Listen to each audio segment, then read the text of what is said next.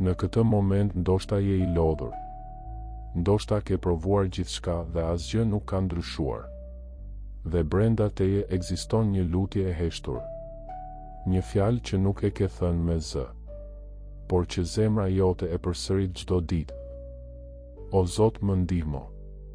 Ndoshta askush nuk e di çfarë po kalon. Ndoshta buzëqesh përpara të tjerëve, por brenda ndihesh i thyrë. Dhe ka momente kur duket sikur Zoti është i heshtur, sikur lutjet e tua nuk po dëgjohen. Por e vërteta është kjo. Çdo lutje që del nga zemra dëgjohet. Edhe ajo që nuk thuhet me fjalë. Edhe ajo që është vetëm një ndjenjë. Sepse Zoti nuk dëgjon vetëm zërin. Ai dëgjon shpirtin. Dhe ndoshta në këtë moment, kjo nuk është rastësi që po e dëgjon këtë. Ndoshta kjo është përgjigjja që ke kërkuar. Sepse ndonjëherë ndryshimi nuk fillon jashtë. Fillon brenda. Dhe gjithçka nis me një lutje të sinqertë. Ndoshta ke arritur në një pikë ku nuk di më çfarë të bësh. Ke menduar. Ke luftuar. Ke pritur. Por përgjigjet nuk kanë ardhur. Dhe tani gjithçka që të ka mbetur është kjo lutje. O Zot, nëse më dëgjon, më ndihmo. Kjo është pika më e sinqertë e shpirtit. Jo kur ke gjithçka nën kontroll, por kur dorëzohesh. Sepse në atë moment maskat bien. Nuk ka më krenari. Nuk ka më pretendime. Vetëm ti dhe Zoti. Dhe shumë njerëz mendojnë se duhet të dinë fjalët e duhura për t'u lutur. Por nuk është kështu. Zoti nuk kërkon perfeksion. Ai kërkon sinqeritet. Një zemër që flet edhe pa fjalë. Edhe një fjali e thjeshtësi. Më ndihmo. Është më e fuqishme se 1000 fjalë bosh. Sepse kur del nga thellësia e shpirtit, ajo nuk është thjesht një lutje. Është një thirrje. Dhe çdo thirrje e sinqertë përgjigjet. Ndoshta jo menjëherë. Ndoshta jo siç e pret. Por gjithmonë dëgjohet. Dhe pastaj ndodh diçka që nuk mund ta shpjegosh lehtë. Asgjë nuk ndryshon menjëherë jashtë. Por brenda teje diçka fillon të qetësohet. Një ndjesi e lehtë. Një paqe që nuk e di nga vjen. Është e vogël por reale. Sikur dikush të ketë dëgjuar. Shumë njerëz e kalojnë këtë moment pa e kuptuar. Ata presin një mrekulli të madh, një ndryshim të menjëhershëm. Por shpesh përgjigjja e parë nuk është jashtë. Është brenda. Është ajo ndjesi që të thotë: qetësohu, nuk je vetëm. Dhe në atë moment, edhe pse problemet janë ende aty, ti nuk ndihesh më njësoj. Ka një forcë të vogël që lind brenda teje. Një shpresë. Një dritë e qetë që nuk fiket lehtë. Kjo është mënyra si fillon ndryshimi. Jo me zhurmë. Jo me dramë. Por në heshtje.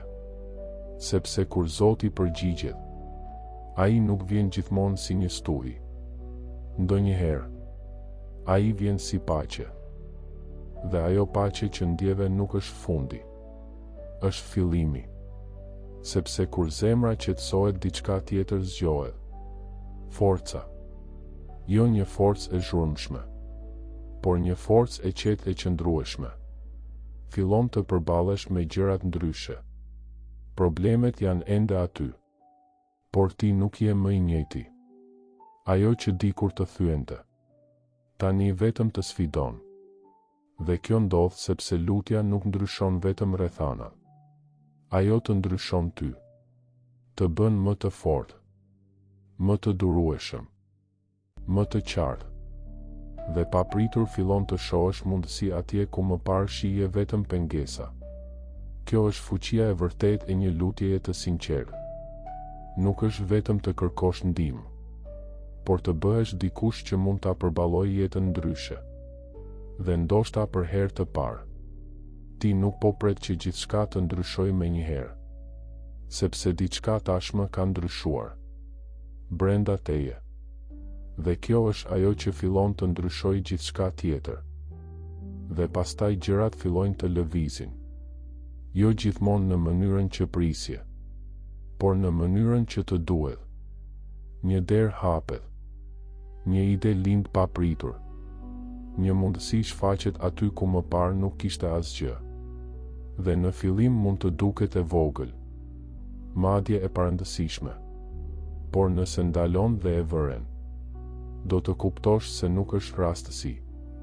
Sepse kur ndryshon brenda, jeta jashtë fillon të përgjigjet.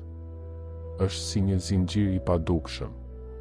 Një hap i vogël sjell një tjetër, dhe pastaj një tjetër.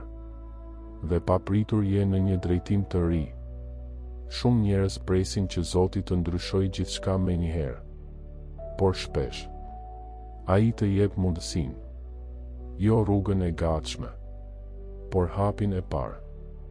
Dhe ajo që bën me atë hap është në duart e tua. Kjo është bashkëpunimi i vërtetë. Ti lutesh, dhe pastaj vepron, sepse lutja hap derën, por ti je ai që duhet të hysh. Por ka një moment që shumë njerëz nuk e kuptojnë. Momenti kur lutja duket sikur nuk po merr përgjigje. Kalojnë ditë, ndonjëherë javë, madje edhe muaj. Dhe ti vazhdon të thuash: O Zot, më ndihmo. Por gjithçka duket e njëjtë. Dhe brenda teje lind një pyetje e vështirë. Apo më dëgjon vërtet? Kjo është prova më e madhe. Sepse është e lehtë të besosh kur gjithçka shkon mirë. Por kur asgjë nuk ndryshon, besimi vihet në provë. Dhe ja e vërteta që shumë nuk e kuptojnë. Heshtja nuk do të thotë mungesë përgjigjeje. Ndonjëherë është përgatitje. Sepse jo çdo gjë që kërkojmë është gati për ne në atë moment. Dhe jo çdo derë që duam të hapet është ajo që na duhet. Zoti sheh atë që ti nuk e sheh. Ai e di kohën. Ai e di rrugën. Dhe ndonjëherë përgjigjja nuk është po, është prit. Dhe edhe kjo është një përgjigje. Sepse ajo që po ndërtohet brenda teje gjatë pritjes, mund të jetë më e rëndësishme se vetë rezultati. Dhe pikërisht në atë moment kur mendon të dorëzohesh, diçka brenda teje të ndalon. Jo një zë i fortë, por një ndjesi e qetë që thotë: mos u ndal. Dhe ti nuk e di pse, por vendos të vazhdosh. Edhe pa prova, edhe pa përgjigje të qarta, vetëm me besim. Dhe ky është momenti që ndryshon gjithçka. Sepse besimi i vërtet nuk lind kur sheh rezultate. Ai lind kur zgjedh të besosh edhe kur nuk sheh asgjë. Kjo është forca që shumë njerëz nuk arrin ta kuptojnë. Sepse nuk është një emocion i përkohshëm. Është një vendim. Një vendim për të mos u dorëzuar. Për të vazhduar të lutesh edhe kur është e vështirë. Për të besuar edhe kur gjithçka duket e paqartë. Dhe në atë moment, ti nuk je më i njëjti person që ishte në fillim. Sepse tani besimi yt nuk varet nga ajo që ndodh jashtë. Ai vjen nga brenda. Dhe kjo është një forcë që nuk mund të thyet lehtë. Dhe kur vazhdon të besosh edhe pa parë, fillojnë të shfaqen shenjat. Jo gjithmonë të mëdha. Jo gjithmonë të dukshme për të gjithë. Por për ty janë të qarta. Një gjë që zgjidhet pa pritur.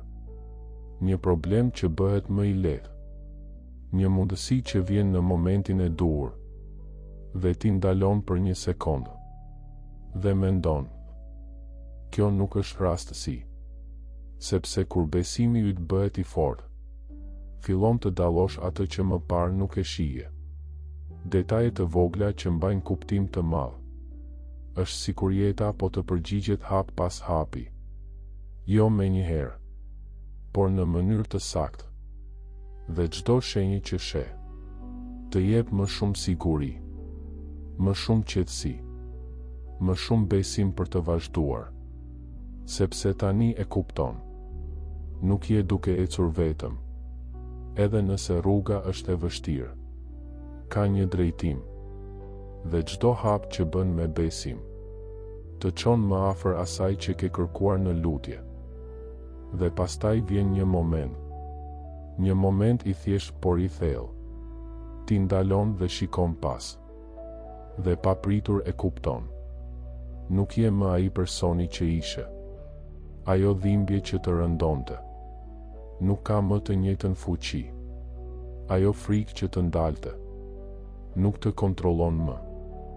Dhe edhe pse jeta nuk është perfekte, ti je ndryshe, më i fortë, më i qetë, më i sigurt. Dhe atëherë e kupton diçka shumë të rëndësishme. Ndryshimi nuk erdhi si një mrekulli e menjëhershme. Erdhi hap pas hapi, përmes lutjeve, përmes pritjes, përmes besimit.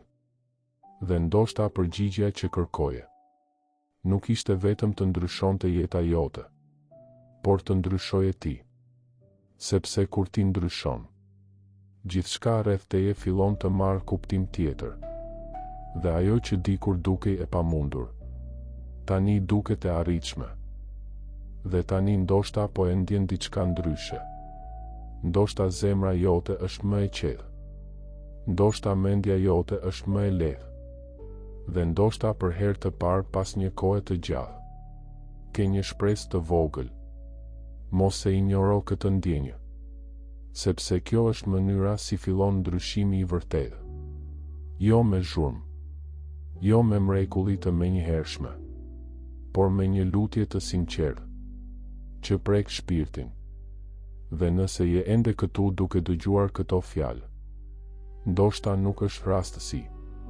Ndoshta kjo është lutja që duhej të dëgjoje sot. Dhe ndoshta kjo është përgjigjja jote. Mos haro. Zoti nuk është larg. Ai është më afër se sa mendon. Ai dëgjon. Ai pret. Dhe ai vepron në kohën e duhur. Vazhdo të besosh. Vazhdo të lutesh. Vazhdo të ecësh përpara. Sepse jeta jote mund të ndryshojë. Dhe ndoshta ajo tashmë ka filluar.